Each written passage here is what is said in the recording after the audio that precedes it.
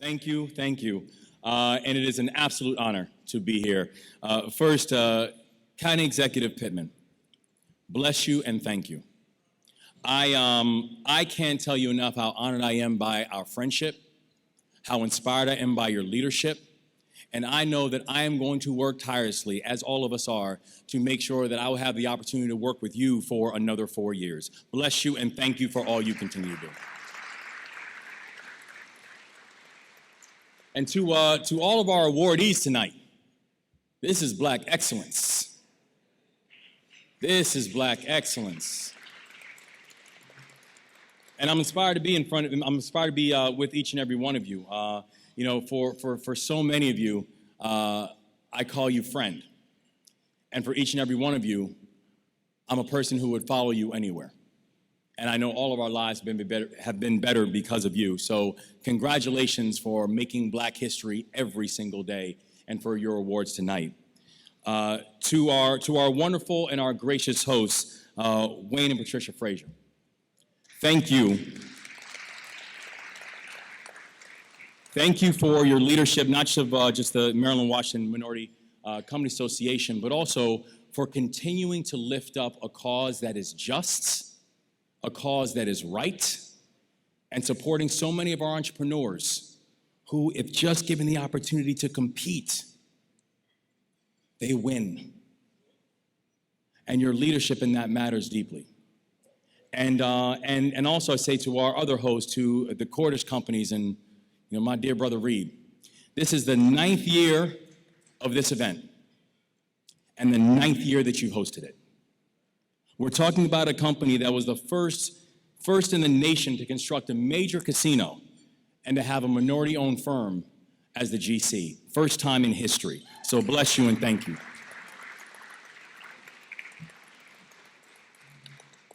And I'm excited to be here surrounded also by friends, and also I'd be remiss if I also didn't acknowledge the person who is going to be not just the next Lieutenant Governor of the state of Maryland, but the most consequential in the history of this state, Delegate Aruna Miller.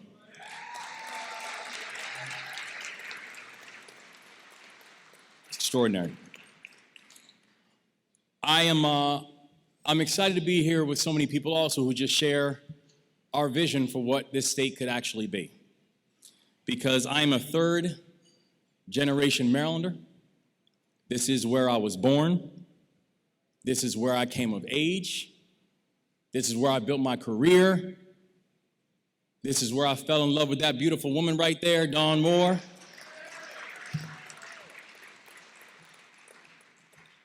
This is where we are raising our children. And I know that I'm not just here amongst friends. I'm here amongst people whose shoulders that I stand on. Because the reality is I can see higher because each and every one of you have allowed it to be so. The one thing I'm very clear about is where I've come from. And we cannot forget the history and the sacrifices that have been made in our lives in order to make our journeys even real. My grandfather was the first one of my mom's side of the family born in this country. And he was born here, and he was the son of a very vocal minister. A minister who did not just teach the word of God, but he reminded people to act it out here on earth as well. And eventually he was so vocal that they started receiving threats. And when my grandfather was just a toddler, it was the Ku Klux Klan that ran them out of this country. Where in the middle of the night, my great-grandfather picked up his family and they left. And they went to Jamaica. The majority of my family never returned to this country. The majority of my family said that they would never come back to a place that inspired so much pain. But my grandfather did. My grandfather spent his entire life here. My grandfather eventually came back to this country, went to a HBCU, eventually became the first Black minister in the history of the Dutch Reformed Church, following in his father's footsteps and becoming a minister. My grandfather devoted his entire life to God community, and family. He did everything right. And when my grandfather passed away while I was in Afghanistan, he had nothing to pass down to his children and grandchildren. I've spent my entire career trying to build the kind of world that he fought for and the kind of world that he deserved. And I wish the story of my grandfather was surprising. I wish it was rare. But instead, it embodies the exhausting legacy of the Black experience in this country and in this state. A tortured legacy of how hard it is to obtain a measure of financial independence, how hard it is to accumulate wealth, to just own more than you owe, and to simply have the ability to pass something on to your children besides debt. I would not be here had it not been for my grandfather.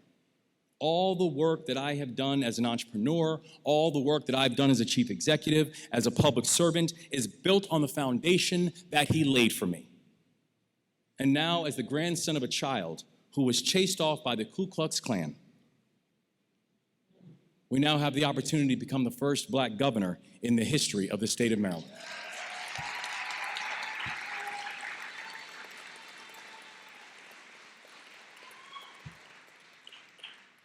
But that's why the message of today is so important, because the beauty of all the honorees that we are seeing here, that we've seen here today, the beauty of each and every one of these businesses and these entrepreneurs that we celebrate today, that tonight is just not simply a celebration of your success. It's also an understanding and addressing why your success has been so hard fought. It's addressing the fact that economic independence and economic growth should not have to be so hard. That's why the North Star and my vision is that we are going to focus on work, wages, and wealth for every single family inside of this state.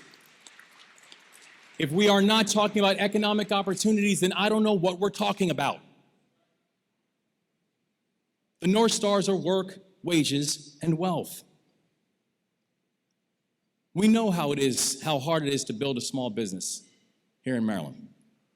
We know how hard it is to be Black and to build a small business here in Maryland. And it shouldn't have to be this hard. As a leader, I am data-driven and heart-led, and here's the data, here are the facts. Under Maryland's Minority Business Enterprise Program, we have a 29% procurement goal. Last year, the state of Maryland did 14% that went out to MBEs. That's the lowest rate that we have seen in 11 years. And by the way, since we've had that goal of 29%, we've never hit it as a state.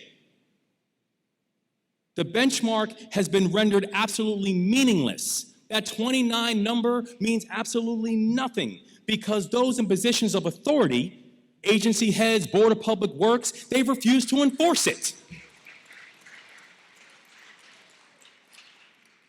The disproportionate difficulty that you face in getting state business is a deliberate outcome of programs and policies. There is a reason that it's so much easier to get business on the federal level than it is on the state level when you're looking at things like 8A, because that's opened up incredible opportunities. That's intentional. Here in Maryland, the state regularly undermines its own procurement growth and procurement goals with waivers. That's intentional. The state does not monitor nor enforce compliance over its procurement goals. That is intentional.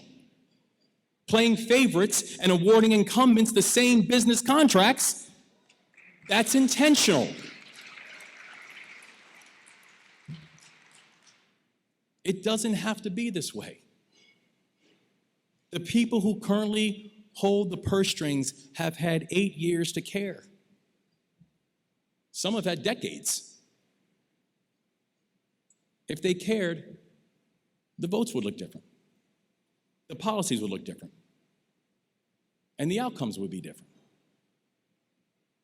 This work is not new to me. I work with Speaker Adrienne Jones on her groundbreaking Black agenda that entered into legislation last year. I work with my dear friend, Senator Antonio Hayes, who I'm proud to sit with tonight and proud to follow him anywhere he goes as well, on a groundbreaking piece of legislation that dealt with fair appraisal value in historically redlined neighborhoods.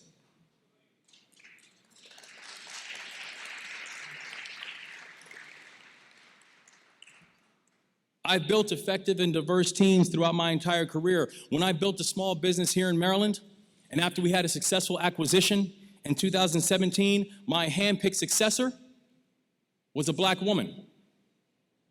When I led one of the nation's largest anti-poverty organizations, I inherited a C-suite that was entirely white. One of the largest anti-poverty organizations in America, I inherited a C-suite that was entirely white. 4 years later, when I stepped down as CEO, we were over 50% people of color in the C-suite, over 70% women.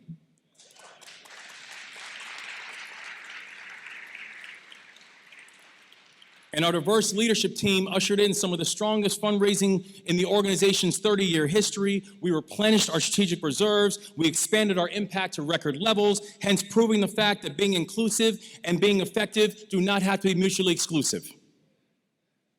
That both of those two things work together.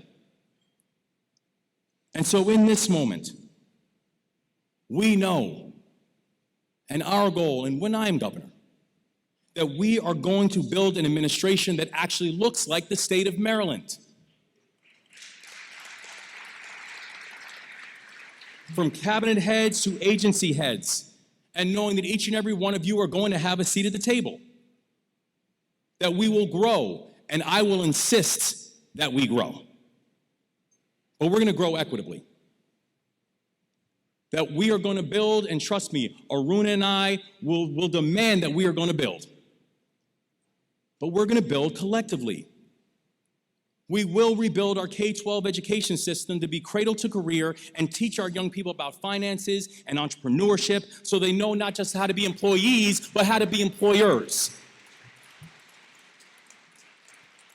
We will make historic investments in our apprenticeship programs and our trade programs, starting as early as middle school and high school to ensure that our young people have a variety of pathways to get to economic mobility.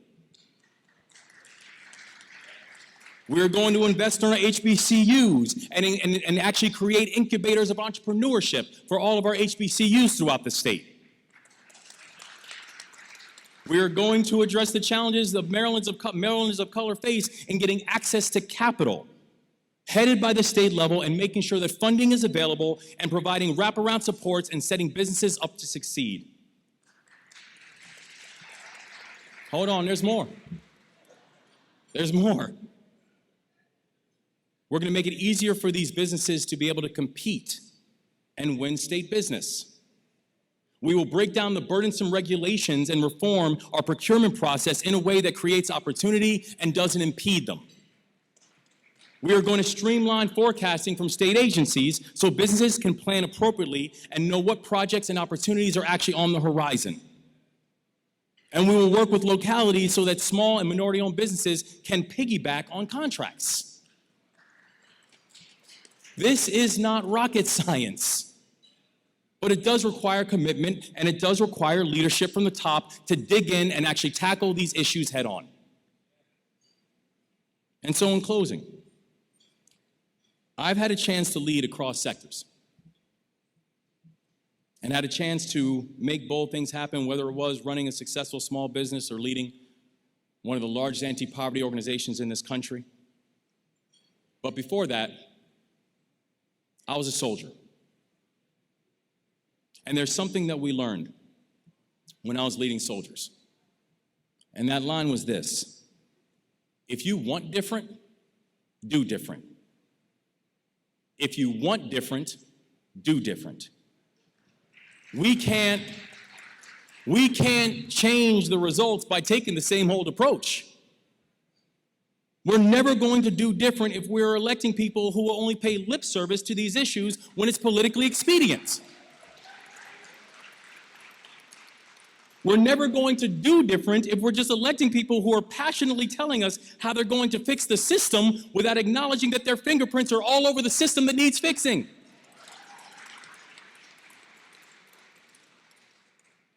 If we want to do different and make our state both more competitive, and we are going to be more competitive. Listen, I am competitive by nature. I'm very competitive. And we are not going to lose to Virginia or Pennsylvania or Delaware or nowhere else. The assets in this state are better than anywhere else in this country. The problem is we are asset rich and strategy poor. But we are going to be more competitive and be more equitable. And that does not have to be a binary conversation. In fact, to do one, you need to do the other. You cannot be more competitive if you're not more equitable. You cannot be more equitable if you're not more competitive. Now is the time for us to move fearlessly into the future, without restrictions and without barriers. Barriers around what contracts you can compete for, barriers around what businesses you can start, barriers around where you can live, barriers around what offices you can hold. We have an opportunity to live fearlessly.